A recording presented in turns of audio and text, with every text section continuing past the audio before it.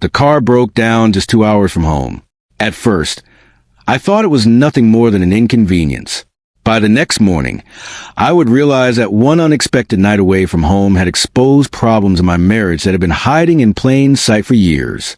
My husband, Daniel, was working in another city. He had been gone for nearly 3 months, and during that time, our conversations had become shorter, colder, and less frequent. I kept telling myself it was temporary. Work was stressful. He was tired. We would get back to normal eventually. But somewhere deep inside, I knew that wasn't true. That morning, I had decided to drive to Daniel's city and surprise him. I didn't tell him I was coming. I simply packed a small bag, grabbed my keys, and asked my stepson, Ethan, to come with me. Ethan was 22 and had recently started living with us while preparing for college. He was quiet most of the time, but he had a dry sense of humor that could make even the worst situation seem less serious. "You really think Dad is going to be happy to see you?" he asked as we pulled out of the driveway. "I hope so," I said. He glanced at me. "You sound like you don't believe it." I smiled. "I just haven't seen him in a while." That wasn't the whole truth. I miss my husband, but more than that, I miss feeling like his wife. For months, I had felt as if I were living beside a stranger. The messages had changed first, then the phone calls, then the way he talked to me. There was always some excuse. A meeting, a late night, a problem at work. I had stopped asking questions because every answer seemed to make me feel worse. So I decided to surprise him. Maybe seeing me would remind him of what we used to be. Maybe one weekend together could fix everything. At least, that's what I believed. For the first 2 hours, the drive was surprisingly pleasant. Ethan played music while I watched the scenery pass through the window. We talked about college, his plans, and a ridiculous argument he'd had with one of his friends. For the first time in weeks, I laughed without forcing it. Then the engine made a strange sound. Ethan immediately turned down the music. "Did you hear that?" "Yes." A few seconds later, the car jerked. Then the engine died. Ethan guided us toward the shoulder. Neither of us spoke for a moment. Finally, he sighed. "Well, that's not good." I tried to laugh. "Can you fix it?" He looked under the hood. "Not here." I checked my phone. 1 bar. No reliable signal. The nearest town was miles away. For the next 2 hours, we tried everything we could think of. We called mechanics. We waited for roadside assistance. We tried restarting the car. Nothing worked. Eventually, the sun began disappearing behind the trees. "We're not making it to Dad's tonight," Ethan said. I stared at the road ahead. My surprise visit was falling apart. And strangely, I felt more disappointed than I wanted to admit. Not because of the car. Because I had been hoping to see Daniel's face when he realized I had come all that way for him. Now I wasn't even sure he would care. A local mechanic finally recommended a small hotel nearby. There was nowhere else to go, so we checked in for one night. The room was basic. 2 separate beds, 1 small bathroom, an old television, and a window overlooking the parking lot. I dropped my bag on the floor. "Perfect." I muttered. Ethan laughed. "You wanted an adventure." "I wanted to surprise your father. Maybe this is a universe telling you to stop surprising people." I looked at him. "What does that mean?" He shrugged. "Nothing." But something about his answer stayed with me.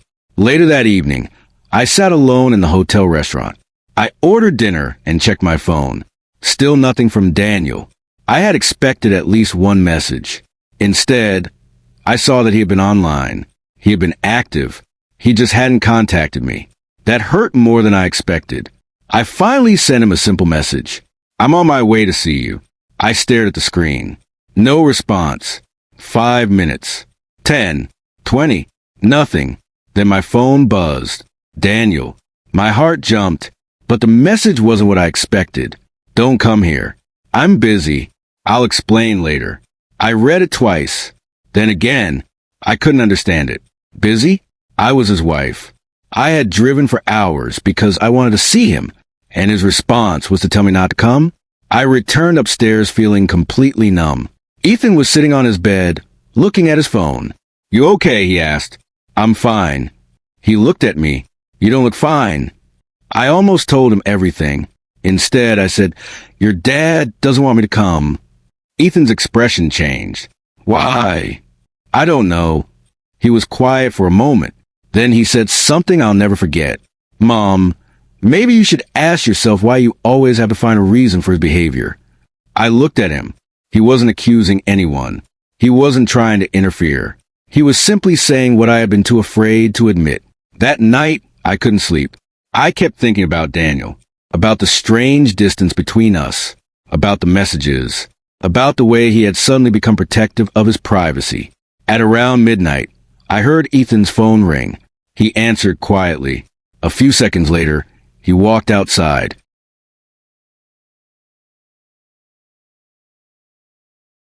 When he returned, his face looked serious. "Who was that?" I asked. "My dad." I sat up. "What did he want?" Ethan hesitated. He asked where we were. My stomach tightened. "Why?" He sounded nervous. That one sentence changed everything. The next morning, the mechanic called. The car would be ready by noon. I should have felt relieved. Instead, I felt strangely afraid. During breakfast, Ethan barely spoke. Finally, he put his phone on the table. "Dad sent me something last night." "What?" He turned the screen toward me. It was a message Daniel had written. "Don't tell her anything until I get home." My hands went cold. "Anything about what?" Ethan didn't answer. Then another message appeared. This time, it was from an unknown number. Ethan looked at it and frowned. "Who is that?" I asked. He opened the message. There were only 6 words. "She deserves to know the truth." I stared at the screen. For several seconds, neither of us spoke. Then another message arrived. This one contained a photograph. It was Daniel, sitting at a restaurant, across from a woman I had never seen before. His hand was resting on hers, and the date on the photograph was from 3 weeks earlier. I felt as if the room had suddenly become smaller. All those late nights, all those unanswered messages, all those excuses, they weren't separate things anymore. They were pieces of the same story. Daniel had been seeing someone else. The strange part was that I didn't cry immediately. I just stared at the photograph. Then I whispered, "How long?" Ethan looked away. "I don't know." I stood up and walked toward the window. For months, I had blamed myself. Maybe I wasn't affectionate enough. Maybe I complained too much. Maybe I wasn't exciting anymore. Maybe he was simply under too much pressure. But now I understood something. His choices weren't caused by my shortcomings. They were his choices. The mechanic called shortly after. The car was ready. We checked out and drove toward the city. I still had Daniel's address. I still had every intention of seeing him, but the surprise had changed. I wasn't going there to save my marriage. I was going there to find the truth. When we reached his hotel, I asked Ethan to stay in the car. I walked inside alone. Daniel was standing near the reception desk. When he saw me, his face went completely pale. "You came." I looked at him. "You told me not to." He lowered his voice. "We need to talk." "No," I said calmly. "You need to explain." He looked around. People were nearby. Then he said the words that confirmed everything. "There's someone else." Even though I already knew, hearing him say it still hurt. "How long?" He looked down. "Several months." Several months. While I had been waiting at home. While I had been making excuses for him. While I had been wondering what was wrong with me. He had already moved on. I asked one final question. "Do you love her?" He didn't answer immediately. That silence was enough. I nodded. Then I walked away. Outside, Ethan was waiting beside the car. He didn't ask what happened. He simply opened the passenger door for me. I sat down. For the first time in months, I felt strangely calm. The trip that was supposed to bring me closer to my husband had done the opposite. It had shown me the truth. And sometimes the truth hurts because it destroys the story we kept telling ourselves. That one night in a cheap hotel wasn't the beginning of my marriage falling apart. It was a night I finally realized that it had already been falling apart for a long time. I just hadn't been willing to see it. I went home that afternoon. I packed Daniel's things. I changed the locks. And I stopped waiting for a man who had already chosen another life. Months later, people still ask me what finally gave me the courage to leave. I always think about that broken down car, that tiny hotel room, that one unexpected night. Because if the car hadn't stopped working, I might have arrived at Daniel's hotel believing I was going there to save our marriage.